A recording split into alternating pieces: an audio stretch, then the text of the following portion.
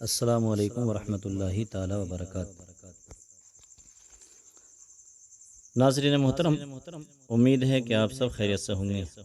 اللہ تعالیٰ آپ سب کو شاد و آباد رکھے۔ میں آپ کے سامنے نماز کی شرطیں بیان کرنے جا رہا ہوں کہ نماز کی کتنی شرطیں ہیں، یعنی وہ چیزیں جن کے بغیر نماز ہوتی ہی نہیں۔ تو جن کے بغیر نماز ہوتی ہی نہیں، یعنی نماز کی 6 شرطیں ہیں۔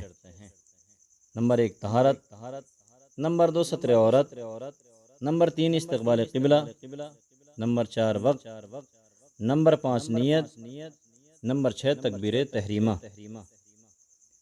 تو نماز کی پہلی شرط طہارت ہے۔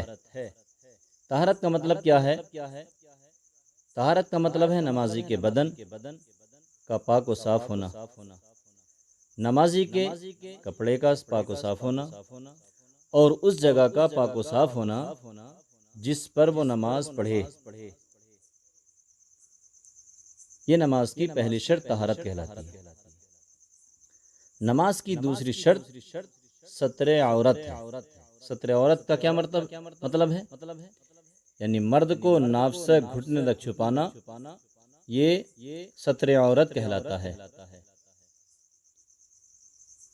اور عورت کو سوائے چہرہ، ہتھیلی اور قدم کے پورا بدن چھپانا یہ ستر عورت کہلاتا ہے۔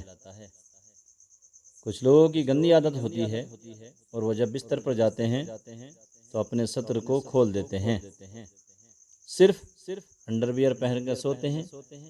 یہ سراسر شریعت کے خلاف ہے۔ چاہے سونے والا کسی کے سامنے یوں ہی انڈر ویئر پہن کر سوئے، یا کمرے کے اندر کمرے کا دروازہ بند کر کر سوئے، روم کے اندر سوئے، لیکن یہ حرام ہے، جائز نہیں۔ اور عورتوں کا حال یہ ہے کہ باریک باریک دوپٹے اوڑھتی ہیں اور بالوں کی سیاہی دکھتی ہے۔ تو نماز کا مسئلہ یہ ہے کہ عورت اگر اتنا باریک دوپٹہ اوڑھ کر نماز پڑھے کہ جس سے بال کی سیاہی چمکے تو نماز نہ ہوگی، جب تک کہ اس کے اوپر سے کوئی ایسی چیز نہ اوڑھ لے جس سے بال کا رنگ چھپ جائے۔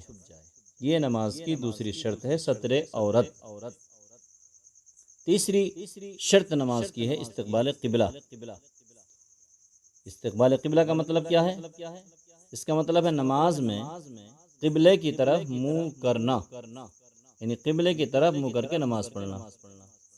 اگر قبلے کی سمت اور جانب میں کسی کو شبہ اور شک ہو تو اگر کوئی پاس میں موجود ہے تو اس سے دریافت کر لے، اور اگر موجود نہ ہو پاس میں تو پہلے غور و خوض کرے، جس طرف بھی اس کا دل جم جائے اسی طرف منہ کر کے نماز پڑھ لے، اور جس طرف اس کا منہ جمع غور و فکر کرنے کے بعد اگر بعد میں معلوم بھی ہوا کہ قبلہ دوسری سمت تھا تب بھی نماز ہو جائے گی، دوبارہ سے نماز کے اعادے کی ضرورت نہیں۔ چوتھی شرط ہے وقت۔ لہذا جو نماز ادا کی جا رہی ہے اس کا وقت ہونا ضروری ہے۔ اگر وقت سے پہلے نماز ادا کی گئی تو حضرات کسی حال میں وہ نماز نہیں ہوگی۔ لہذا ظہر کی وقت اذان کی نماز ظہر کے وقت میں ادا کی جائے اور اذان بھی اسی وقت میں دی جائے۔ اگر وقت سے پہلے اذان دی گئی اور وقت سے پہلے نماز پڑھ لی گئی تو نماز کا بھی اعادہ ضروری ہے اور اذان کا بھی اعادہ ضروری ہے۔ اور پانچویں نماز کی جو شرط ہے وہ نیت ہے۔ نیت کا مطلب ہے دل کے پکے ارادے کے ساتھ نماز پڑھے،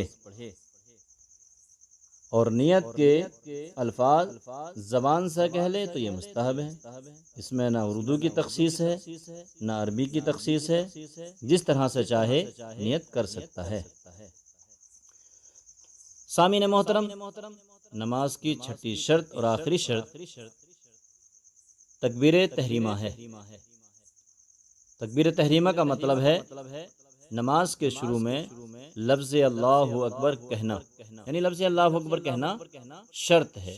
اگر کسی نے نماز کے شروع میں لفظ اللہ اکبر نہ کہا اور ہاتھ ناف کے نیچے باندھ لیے اور اس نے قرات بھی کی، رکوع بھی کیا، سجدہ بھی کیا، تشہد وغیرہ بھی پڑھا، تب بھی اس کی نماز ہوگی ہی نہیں، کیونکہ یہ نماز کی شرط جو چھٹی ہے یہ فوت ہو گئی۔